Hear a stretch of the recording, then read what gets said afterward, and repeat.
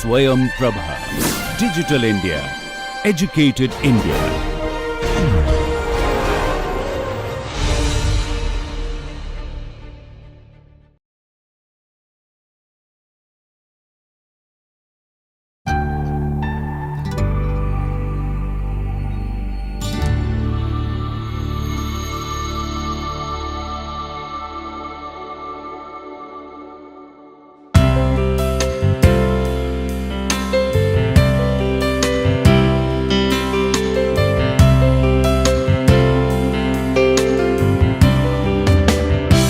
Good morning. Welcome to the fourth lecture of this week as part of this ongoing online course on sustainable architecture, and we have been discussing about indoor air quality in this week. So in the previous lecture we discussed about the VOC compounds, and towards the end of previous lecture we discussed about the controllability of lighting and thermal comfort systems. So today we will start with how to design the indoor environment for thermal comfort and visual comfort, which is appropriate thermal environment and appropriate optimized optimally lit indoor environment. Now when we talk about lighting, the emphasis here is to have as much daylight as possible and totally cut off the need for artificial lighting, especially in the daytime. So we start with thermal comfort design. Now when we have to design building interiors for thermal comfort, we would take help, or we would take the benchmark as the code, which is ASHRAE standard 55. So the intent is to provide a comfortable thermal environment, and it is required in order to promote the occupant productivity and overall well-being. How do we do that?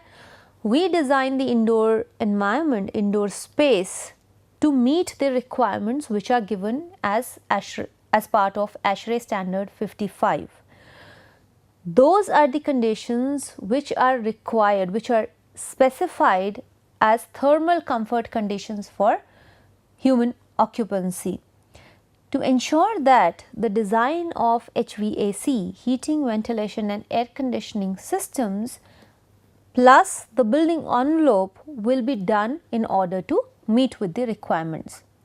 One option is that, which is the prescriptive approach.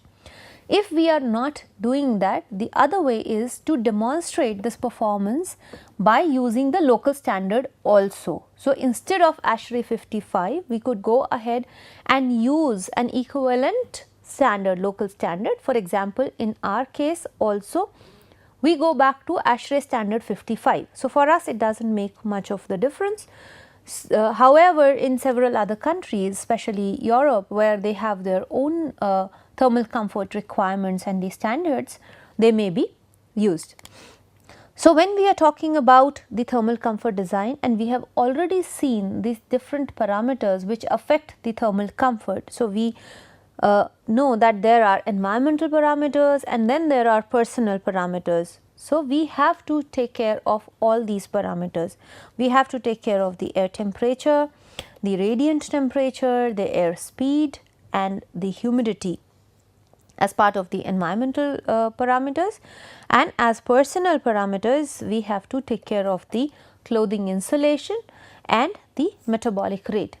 Now metabolic rate will be dependent upon the activity or the purpose of the space. So if it is an office space, certain metabolic rate will be assumed, and also the clothing will be assumed, because when people go to office they are clad in a particular kind of attire. So these two will be assumed, while the rest of these environmental parameters, they will be designed for thermal comfort using HVAC. Now we can design the system in such a manner that these environmental parameters are met. We have desired amount of humidity, we have ample amount of air speed, and we are also able to manage the air temperature and the radiant temperature. But how do we know whether the system is performing as it was designed? So, is there a way to understand whether building occupants are comfortable with the given design? So, the next very important criteria is the thermal comfort verification. So, the next very important criteria is thermal comfort verification. Now, the intent here is to provide for the assessment of building occupants' thermal comfort over time. As a design intent, we have already designed the HVAC system and the building considering that thermal comfort will be ensured for all the building's occupants. However, it may not really be delivered as it was intended. So, what needs to be done is we would provide a permanent monitoring system to ensure that the building performance meets the desired comfort criteria as determined by the thermal comfort design, which we just saw as the previous slide. How would that be done? One, conducting the thermal comfort surveys with building occupants within a period of 6 to 18 months after occupancy. So, as soon as the building has been put up for use, it is occupied, it is up and running, the building occupants will be surveyed for thermal comfort. From the thermal comfort survey, the results will indicate whether thermal comfort is being achieved or not, whether what was intended through the design has been implemented or on ground. So, we would really verify whether thermal comfort has been achieved or not. If not, then once the survey has been conducted, we would identify the corrective course of action, which would be indicated by the survey results. So, whatever the survey results indicate, if more than 20% of the occupants are dissatisfied, then a corrective course of action needs to be taken and it needs to be implemented. Also, we have to include the measurement of relevant environmental variables in problem areas in accordance with ASHRAE standard 55. So, it is not just thermal comfort, but we would also be monitoring couple of other environment variables besides those for thermal comfort, for example, carbon dioxide. So, all of this would form a part of thermal comfort design and verification, and after verification the corrective course of action will be taken. So, this was about thermal comfort and its design. The next very important part is daylighting. Now, the intent here is to bring in daylight to maximum floor area of the building. The intent is to provide the connectivity between the interior and the exterior spaces to achieve visual delight to occupants. So, it is not just about bringing in light, but it is also about the visual comfort, because when we are connected to outdoors, human beings inherently they feel more comfortable when they are directly connected to the outside. Even when there is sufficient artificial light which is provided inside the building, a connection with outdoors, greenery, plants is always going to bring in a greater sense of visual comfort. So, not only does bringing in daylight results in energy savings and demand reduction, because then the need for artificial lighting is offset, it also reduces the cooling load, because the efficacy of daylight is significantly higher than any other form of electrical lighting. So, it produces less heat as compared to the amount of light. So, more daylight inside implies less requirement for artificial lighting. So, not only does it reduce the energy consumption, besides that it is also required for building occupants visual comfort and well-being. The occupants feel better and their productivity increases when they work in daylit areas. So, this is proven by the research, and that is what is intended in sustainable buildings and green buildings. Now, how do we ensure that there is sufficient daylight and how much is enough? So, to define that, several terminologies have been used and there are several definitions which are available. The two most common which are used in green buildings are, one is daylight factor and the other one is UDI, which is called the useful daylight illuminance. Couple of years back, daylight factor was the most commonly used terminology. However, gradually UDI is becoming more popular. So, daylight factor is actually the ratio of the light level inside a structure indoors to the light level outside the structure, that is outdoors. So, daylight factor is just a ratio, while UDI is defined as the annual occurrence of daylight between 100 lux to 200 lux on a work plane. Now, whenever we are talking about the daylight design, we are looking at the amount of luminance, the daylight present on a work plane height. It is not on the floor, it is not on the ceiling, but it is on the working plane, at the height of the working plane. So, UDI is the annual occurrence of daylight between 100 lux to 2000 lux, and this range is actually the most useful for the occupants. It is glare free most of the time. Of course, glare depends upon a lot of other parameters as well, but between this range it is mostly the glare free light and it totally eliminates the need for artificial lighting. So, how can we bring in daylighting? If we look at the architectural design approaches, the passive design approaches, there are several features of architecture which can be incorporated. First of all, the building form itself. So, certain building forms encourage bringing in of daylight, for example, U-shaped or stepped back or courtyard for that matter. So, wherever we have atriums or courtyards which are open to sky, they bring in a lot of light to the building interiors. So, that is through building form itself.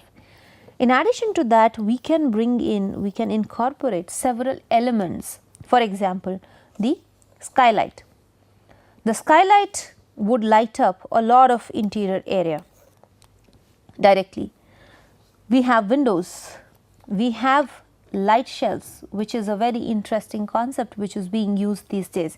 So, light shelf will allow reflection of the light, the daylight, to the ceiling, which will be painted light and with a reflective color or material, so that it penetrates the light deeper into the interior space.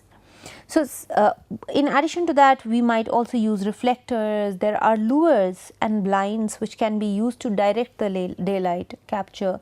There are special types of glasses also, where they have within the glass itself they have inbuilt prisms to diffuse the light. We also have the artificial light wells, where in deeper areas the light from the roof can actually be brought in by the light tubes.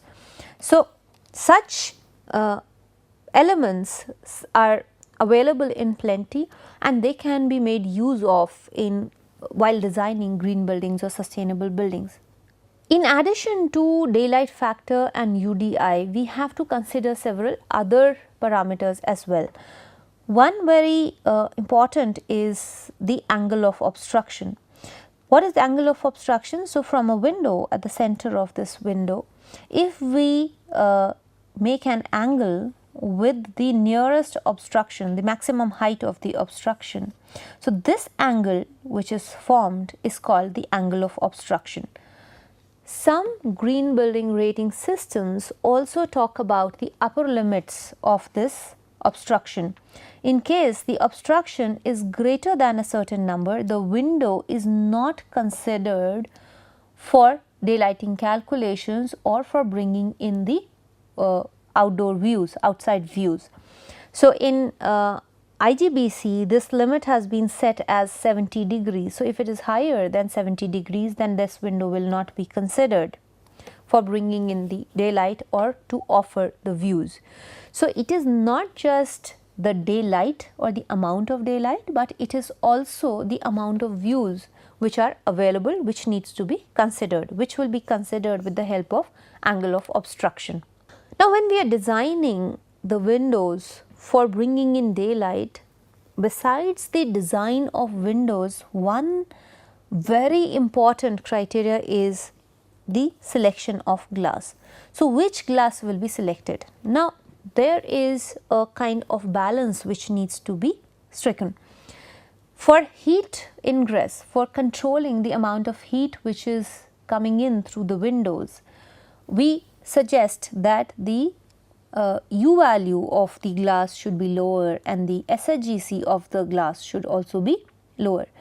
Now, if you look at the kind of glasses which are available in the market which have a low U value and a lower SHGC for a warm climate we are discussing, most of such glasses would be coated with metallic coating. They would either be hard coat or soft coat, but they would often have coating.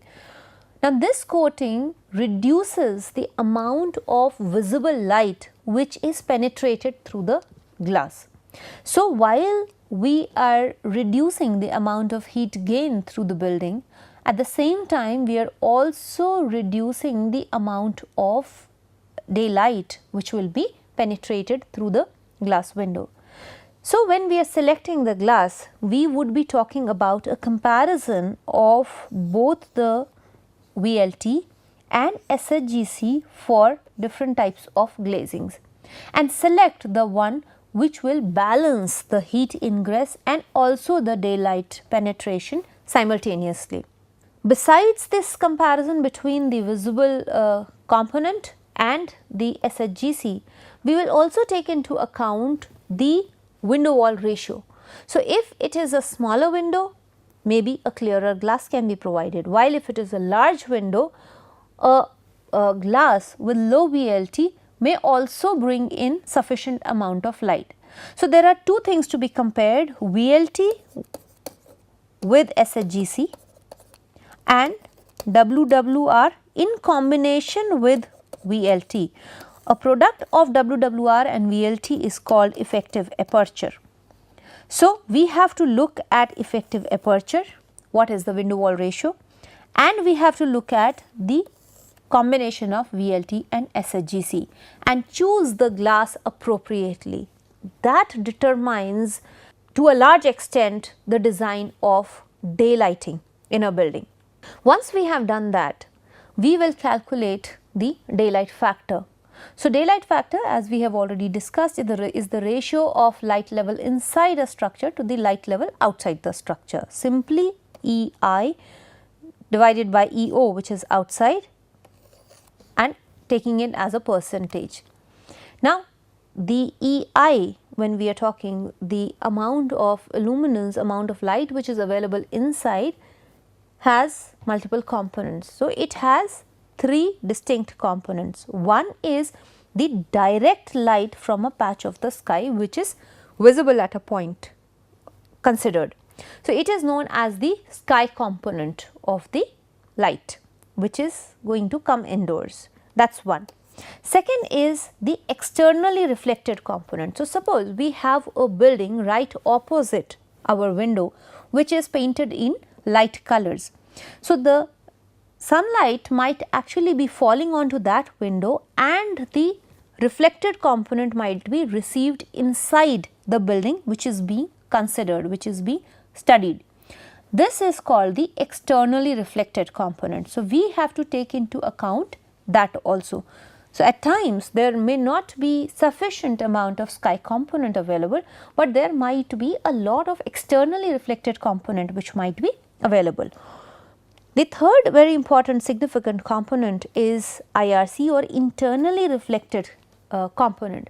Now, this internally reflected component is because of the reflections from the indoor surfaces, the interior surfaces. So, the light may be entering only through the window, but then it gets reflected to the ceiling and it further penetrates inside, which is what we were just seeing when we discussed about the concept of light shelf.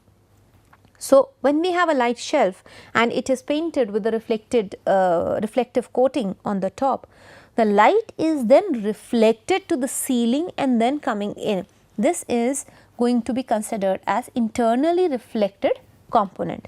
A combination of all these three will give us the illuminance inside. So, when we are talking about the daylight factor, we would be talking about the amount of illuminance which is available inside versus the amount of light which is available outside, both being considered in lux here. On an average, a 2% daylight factor is considered reasonable. It is the threshold, minimum threshold, and if we have a 2% daylight factor, the space is considered to be reasonably daylit. Let us quickly look at an example calculation here. So, if we have to calculate the amount of light which is available in a kitchen, considering that there is a recommended daylight factor of 2% for a kitchen, and if we have to calculate the illuminance given that there is 5000 lux available outside as the external illuminance.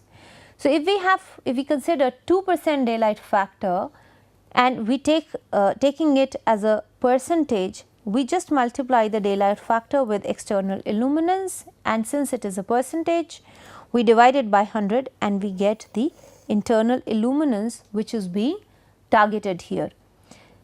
However, this 2% daylight factor has to be achieved with the help of window design, the selection of glass, the selection, the design of the window, the size of the window.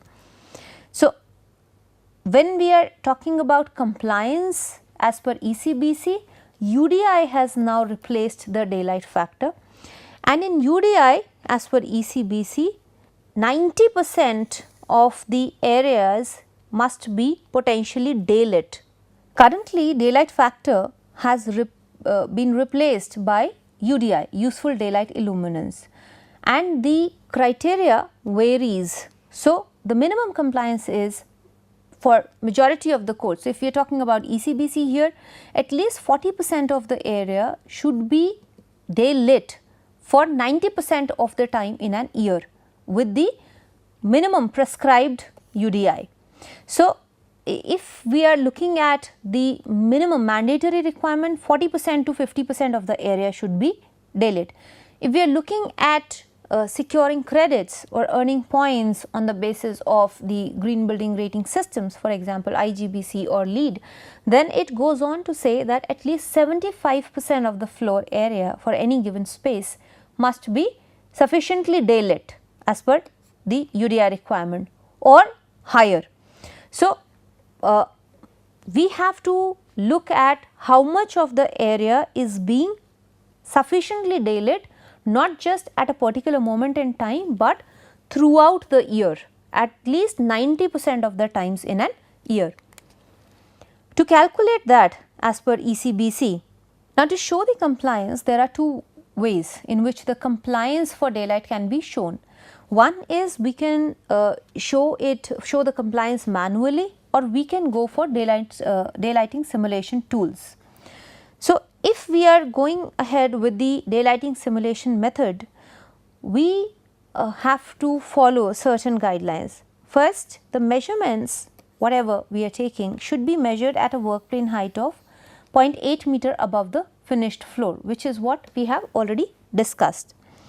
Also, the daylight should be calculated only for the spaces, all the spaces enclosed by permanent internal partitions. They may be opaque, translucent or transparent, whatever, which have a height greater than or equal to 2 meter from the finished floor. The third is the period of analysis. It shall be fixed for 8 hours per day, any time between 8 am to 5 pm. A total of resulting in 2920 hours for all buildings except for schools. For schools, it should be analyzed for 7 hours per day, anytime between 7 am to 3 pm. Also, the useful daylight shall be measured on a point by point grid value. It should not be only one point in a space, but it should be point by point grid values, and that will be then averaged out. And then the fenestration shall be modeled with actual VLT, which is being considered in the building.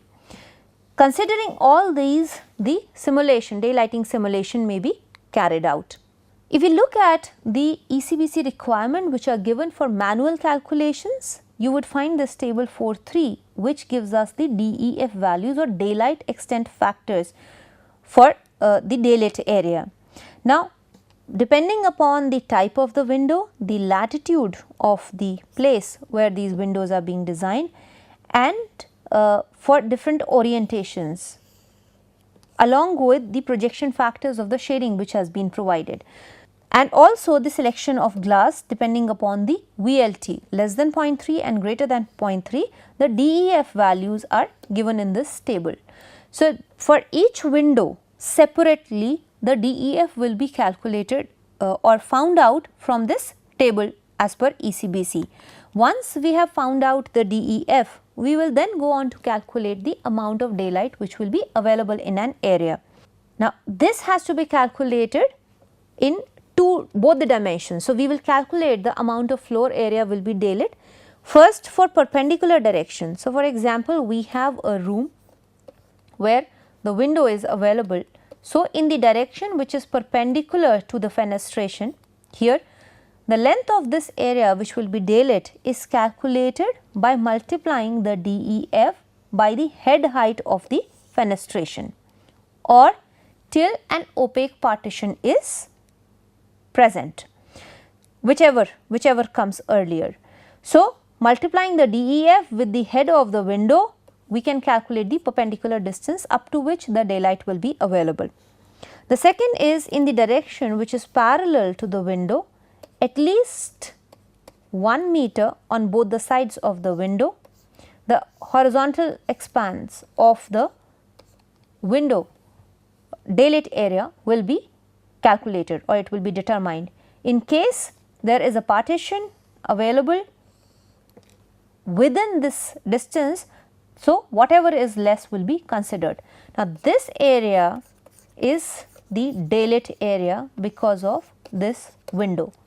So, for any given plan, this daylit area can be manually calculated and the compliance criteria remains the same, that at least 40% of the floor area should be daylit for 90% times of the year.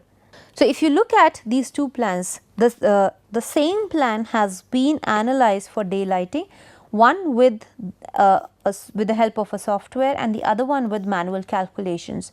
So, here this is the plan, this is an open plan, and based upon the amount of windows which are available, the daylit area with the help of software has been calculated, shown here, while with the help of manual calculations following the DEF and the procedure given in ECBC, this is the amount of daylit area. Now, the percentage of this area will be calculated and the compliance be shown.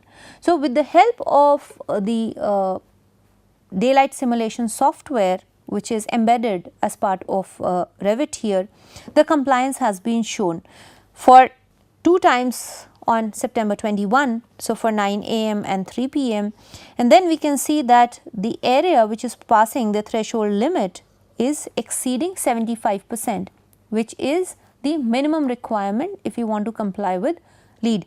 So, if it has crossed 75%, this building design is eligible for earning a credit for daylight compliance.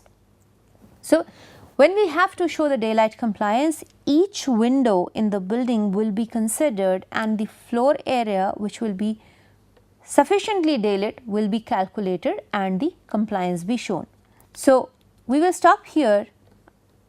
Here we have completed our discussions about how to design a building and interior space for thermal comfort as well as daylight, and we have also seen the compliance approaches, how to show the compliance and how to earn credits for this given criteria. Thank you so much for being with us today. We will go on and discuss about certain other aspects of indoor environment quality for interiors as with regards to interiors in the last lecture of this week tomorrow. So, see you then. Thank you for being with us.